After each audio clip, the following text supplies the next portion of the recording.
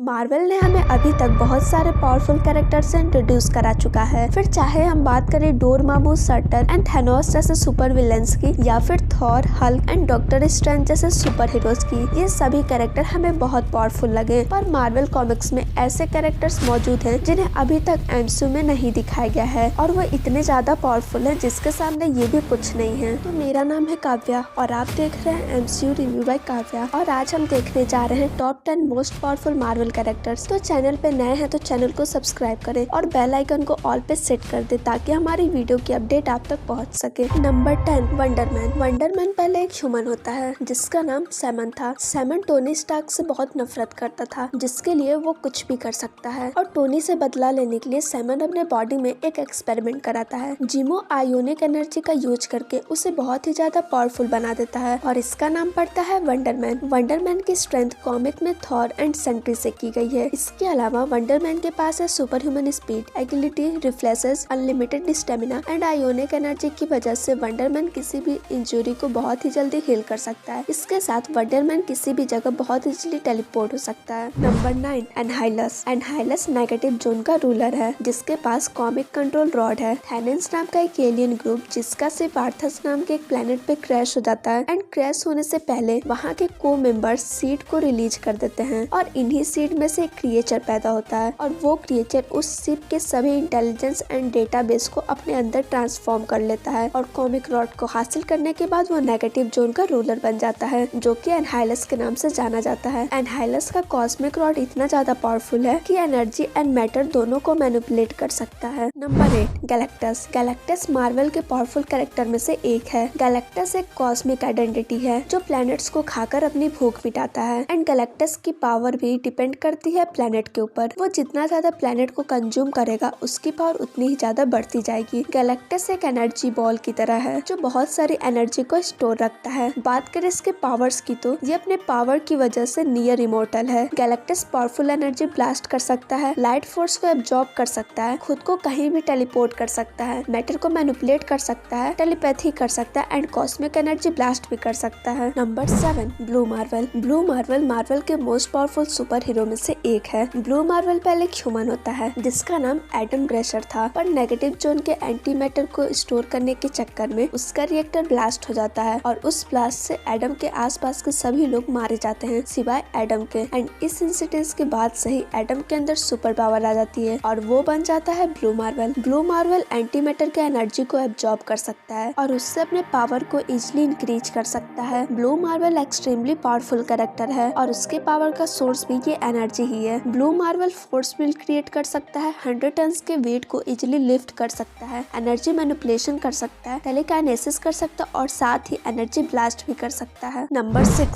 Sentry. Sentry Marvel superheroes में सबसे ज्यादा पावरफुल है। सेंट्री के पास 1 मिलियन एक्सप्लोडिंग सन्स की पावर है। सुपर सीरम कंज्यूम करने के बाद रॉबर्ट रेनॉल्ड के अंदर सुपर पावर आ जाती है, जिसके बाद इसका नाम पड़ता है सेंट्री। सेंट्री ऐसे तो मार्वल कॉमिक्स में एवेंजर्स एंड बाकी सुपर हीरोज की मदद करते दिखा, पर एक समय के बाद लोग इससे डरने लगे थे। इसका इतना ज्यादा पावरफुल होना लोगों के लिए खतरा बन चुका था, क्योंकि सेंट्री के अंदर एक और पर्सनालिटी एग्जिस्ट करती है जिसका नाम है वॉइड, जो एक पावरफुल सुपर विलेन है। एंड कॉमिक्स में जब वॉइड सेंट्री पे हावी हो जाता है तो the god of war Ares को इसने बीच से ही फाड़ दिया था, और एस्गार्ड को अपने एक अटैक से ही मिट्टी में मिला दिया था। सेंट्री का सामना वर्ल्ड ब्रेकर हल्क से भी हो चुका है, जिसमें वो हल्क की सारी हड्डियां तोड़ देता है। Number 5, Mephisto. Mephisto hello dimension को रूल करता है। मेफिस्टो एक एक्स्ट्रा डायमेंशन बीइंग है। मेफिस्टो के पास डेमोनिक पावर है जो सोल को चुरा कर अपने पावर को गेन करता है। वो जितना ज्यादा लोगों को फंसा कर उनसे डील करेगा वो उतना ही ज्यादा पावरफुल होगा। मेफिस्टो एक फुल फॉर्म ऑफ एनर्जी है, इसीलिए ये शेप शिफ्टिंग में माहिर है। मेफिस्टो की पावर्स भी उसके डायमेंशन से कनेक्टेड है, मतलब ये ज्यादा टाइम अपने डायमेंशन से दूर नहीं रह सकता, और जब तक इसका शिकार खुद से हाँ ना बोले ये उस पर कंट्रोल नहीं कर सकता। बेसिकली ये लोगों के एक विश को पूरा करता है और उसके बदले ये उसके सोल को कंट्रोल करता है। मेफिस्टो रियलिटी तक को मैनिपुलेट कर सकता है। Number 4, molecular man. Molecular man Marvel comics में एक पावरफुल कैरेक्टर है। मॉलिक्यूलर मैन के पास मैटर को कंट्रोल करने की पावर है जो कि उसे बहुत पावरफुल बनाती है। इसके अलावा ये डायमेंशन को मैनिपुलेट कर सकता है एंड मैटर एटम को भी मैनिपुलेट कर सकता है। मॉलिक्यूलर मैन के पास इतनी पावर्स भी है कि वो यूनिवर्स तक को डिस्ट्रॉय कर सकता है। इसके अलावा ये सेंट्री को डिफीट कर चुका है। ये ओमनीवर्स को क्रिएट करके उसे दोबारा एक बॉक्स में पैक भी कर चुका है। मॉलिक्यूलर मैन एनर्जी मैनिपुलेशन कर सकता है, रियलिटी को चेंज कर सकता है एंड मॉलिक्यूलर मैनिपुलेशन भी कर सकता है।